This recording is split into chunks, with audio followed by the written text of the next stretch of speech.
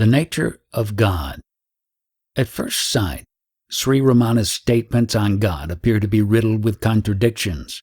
On one occasion he might say that God never does anything, on another that nothing happens except by his will. Sometimes he would say that God is just an idea in the mind, while at other times he would say that God is the only existing reality. These contradictory statements are largely a reflection of the differing levels of understanding he encountered in his questioners. Those who worship personal gods would often be given anthropomorphic explanations. They would be told that God created the world, that he sustains it by his divine power, that he looks after the needs of all its inhabitants, and that nothing happens that is contrary to his will.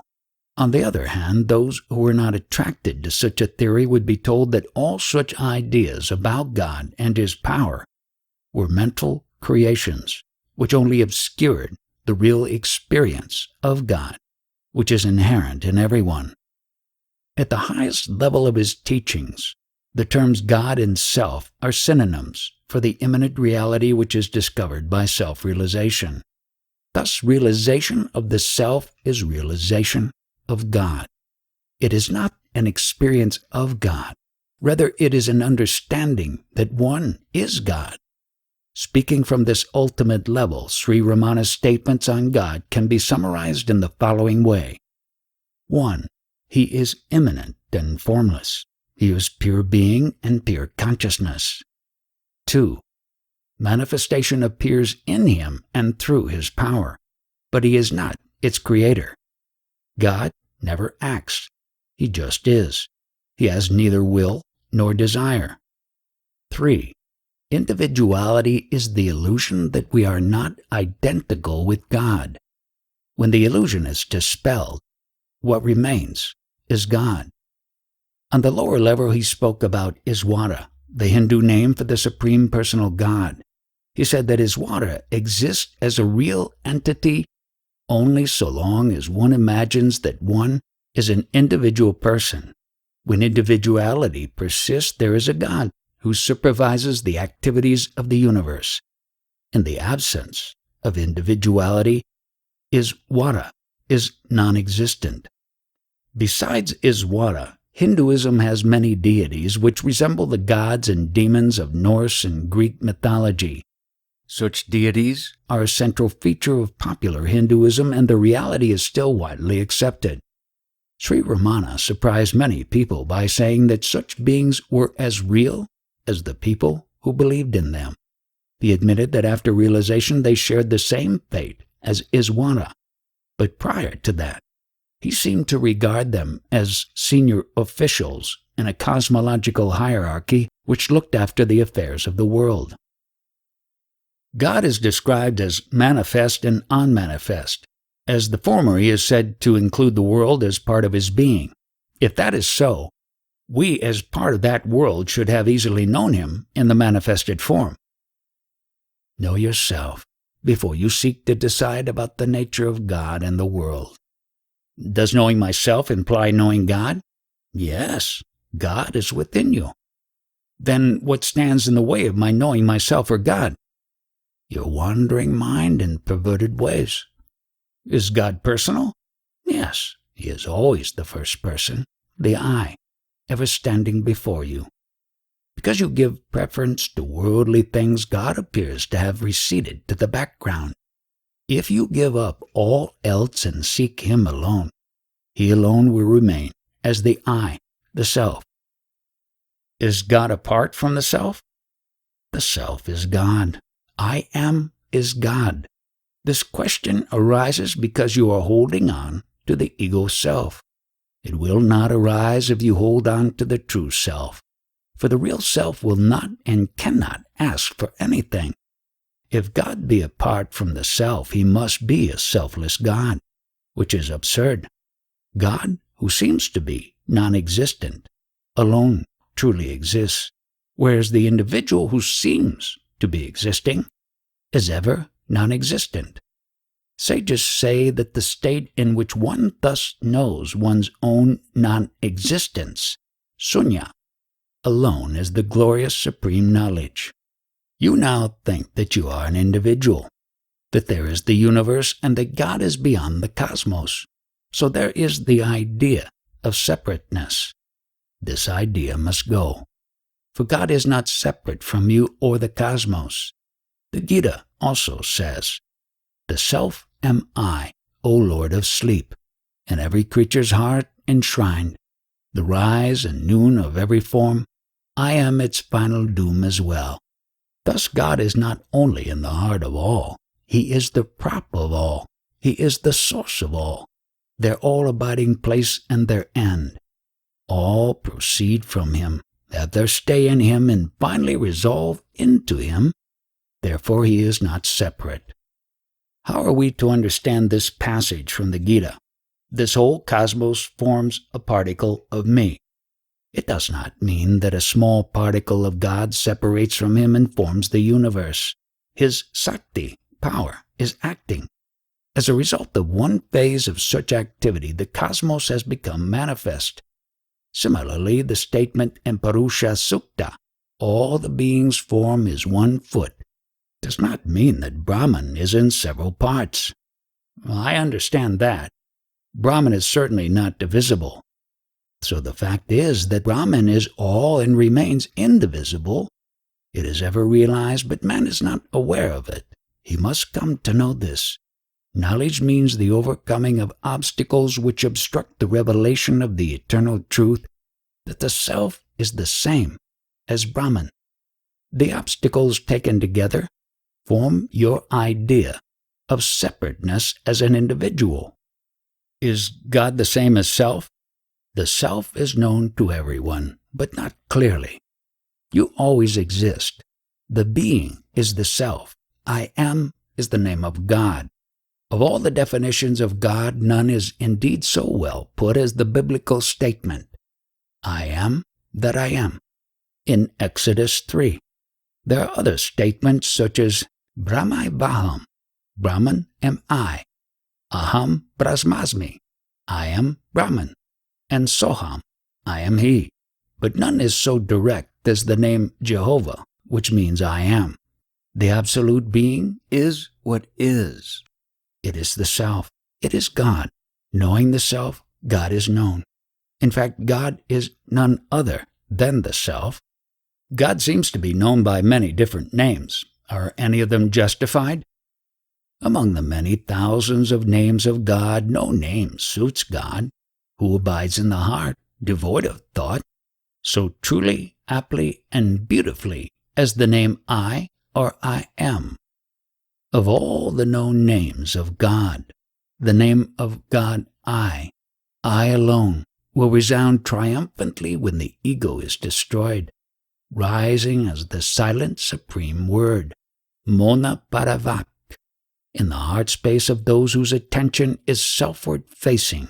Even if one unceasingly meditates upon that name, I, with one's attention on the feeling I, it will take one and plunge one into the source from which thought rises, destroying the ego, the embryo which is joined to the body. What is the relationship between God and the world? Is He the creator or sustainer of it? Sentient and insentient beings of all kinds are performing actions only by the mere presence of the sun, which rises in the sky without any volition. Similarly, all actions are done by the Lord without any volition or desire on His part. In the mere presence of the sun, the magnifying lens emits fire, the lotus bud blossoms, the water lily closes, and all the countless creatures perform actions and rest. The order of the great multitude of worlds is maintained by the mere presence of God, and in the same manner as the needle moves in front of a magnet, and as the moonstone emits water, the water lily blossoms, and the lotus closes in front of the moon.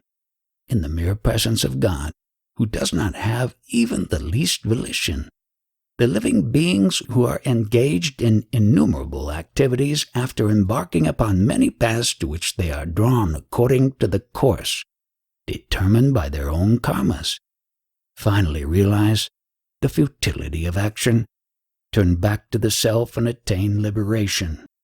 The actions of living beings certainly do not go and affect God, who transcends the mind, in the same manner as the activities of the world do not affect that sun, and as the qualities of the conspicuous four elements, earth, water, fire, and air, do not affect the limitless space. Why is samsara, creation and manifestation, as finitized, so full of sorrow and evil? God's will. Why? Why does God will it so? It is inscrutable. No motive can be attributed to that power. No desire, no end to achieve can be asserted of that one infinite, all-wise, and all-powerful being.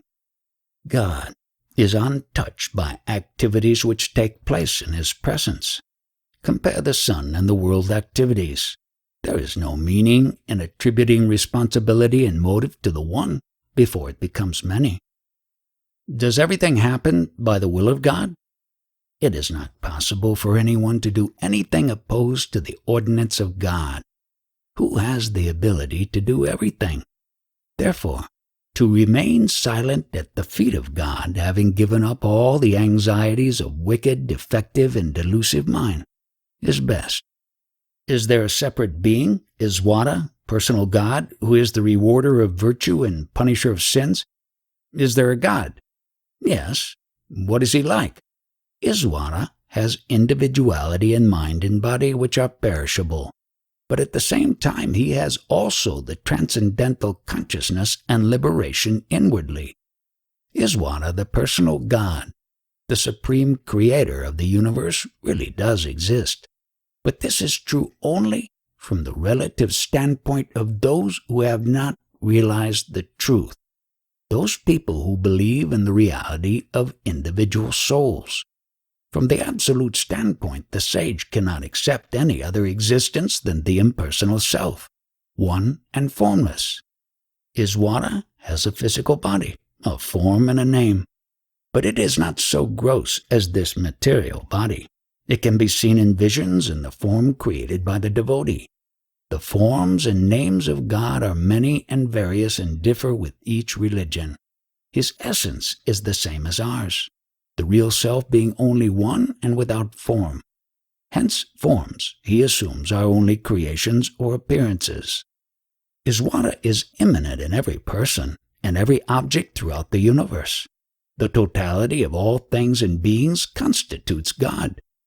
There is a power out of which a small fraction has become all this universe, and the remainder is in reserve. But this reserve power plus the manifested power as material world together constitute Iswara. So ultimately Iswara is not real. Existence of Iswara follows from our conception of Iswara. Let us first know whose concept he is. The concept will be only according to the one who conceives. Find out who you are, and the other problems will solve themselves.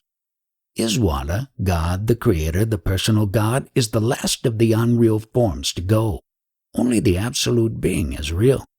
Hence, not only the world, not only the ego, but also the personal God are of unreality. We must find the Absolute, nothing less. You say that even the highest God is still only an idea. Does that mean that there is no God? No, there is Iswara. Does he exist in any particular place or form? If an individual is a form, even self, the source, who is the Lord, will also appear to be a form. If one is not a form, since there then cannot be knowledge of other things, will that statement that God has a form be correct? God assumes any form imagined by the devotee through repeated thinking and prolonged meditation. Though he thus assumes endless names, the real, formless consciousness alone is God. With regard to his location, God does not reside in any place other than the heart.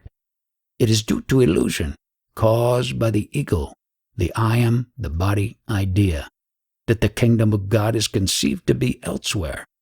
Be sure that the heart is the kingdom of God. Know that you are the perfect shining light which not only makes the existence of God's kingdom possible, but also allows it to be seen as some wonderful heaven.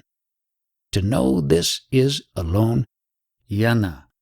Therefore the kingdom of God is within you, the unlimited space of Turyatita, beyond the four states, i.e. the self, which shines suddenly in all its fullness within the heart of a highly mature aspirant during the state of complete absorption of mind, as if a fresh and previously unknown experience is the rarely attained and true Sivaloka, the kingdom of God, which shines by the light of self. They say that the jiva, individual, is subject to the evil effects of illusion, such as limited vision and knowledge, whereas Iswara has all-pervading vision and knowledge. It is also said that jiva and Iswara become identical if the individual discards his limited vision and knowledge. Should not Iswara also discard his particular characteristics, such as all-pervading vision and knowledge? They too are illusions, aren't they? Is that your doubt? First discard your own limited vision, and then there will be time enough to think of Iswara's all-pervading vision and knowledge. First get rid of your own limited knowledge. Why do you worry about Iswara? He will look after himself. Has he not got as much capacity as we have? Why should we worry about whether he possesses all-pervading vision and knowledge or not? It is indeed a great thing if we can take care of ourselves. But God does know everything? The Vedas declare God to be omniscient, only to those who ignorantly think themselves to be people of little knowledge. But if one attains and knows him as he really is, it will be found that God does not know anything, because his nature is the ever real whole other than which nothing exists to be known. Why do religions speak of gods, heaven, hell, etc.? Only to make the people realize that they are on a par with this world and that the self alone is real. The religions are according to the viewpoint of the seeker. Do Vishnu, Shiva, etc. exist? Individual human souls are not the only beings known. And their sacred regions, Kailasa or Vaikuntha, are they real? As real as you are in this body. Do they possess a phenomenal existence like my body, or are they fictions like the horn of a hare? They do exist. If so, they must be somewhere. Where are they? Persons who have seen them say that they exist somewhere, so we must accept their statement. Where do they exist? In you. Then it is only an idea which I can create and control. Everything is like that. But I can create pure fictions, for example, a hare's horn, or only part truths, for example, a mirage, while there are also facts irrespective of my imagination. Do the gods Iswara or Vishnu exist like that? Yes. Is God subject to pralaya, cosmic dissolution? Why? Man becoming aware of the self transcends cosmic dissolution and becomes liberated. Why not Iswara, who is infinitely wiser and abler? Do devas, angels, and pisachas, devils, exist similarly? Yes. These deities, what is their status relative to the self? Shiva, Ganapati, and other deities like Brahma exist from a human standpoint. That is to say, if you consider your personal self as real, then they also exist.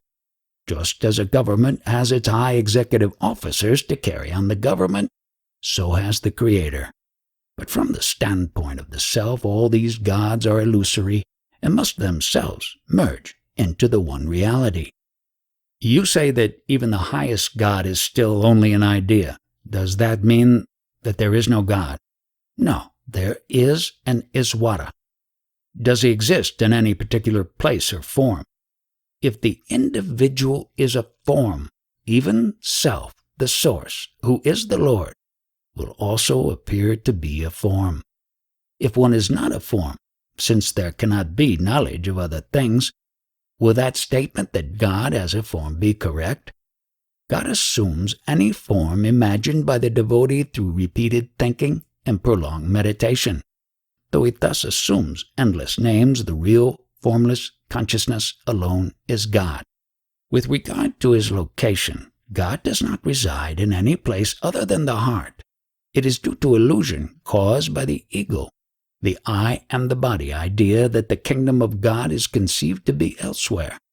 Be sure that the heart is the kingdom of God. Know that you are perfect. Know that you are the perfect, shining light, which not only makes the existence of God's kingdom possible, but also allows it to be seen as some wonderful heaven.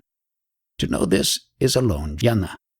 Whenever I worship God with name and form, I feel tempted to think whether I am not wrong in doing so, as that would be limiting the limitless, giving form to the formless. At the same time, I feel I am not constant in my adherence to worship God without form. As long as you respond to a name, what objection could there be to your worshiping a God with name or form?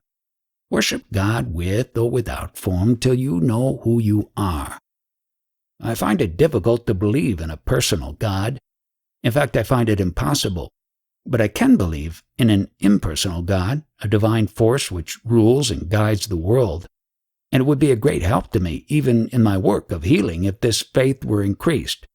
May I know how to increase this faith? Faith is in things unknown, but the self is self-evident. Even the greatest egotist cannot deny his own existence. That is to say, cannot deny the self. You can call the ultimate reality by whatever name you like and say that you have faith in it or love for it. But who is there who will not have faith in his own existence or love for himself? That is because faith and love are our real nature. Shall I not have any idea about God? Only so long as there are other thoughts in the heart can there be a thought of God conceived by one's mind. The destruction of even that thought of God, due to the destruction of all other thoughts alone, is the unthought thought, which is the true thought of God.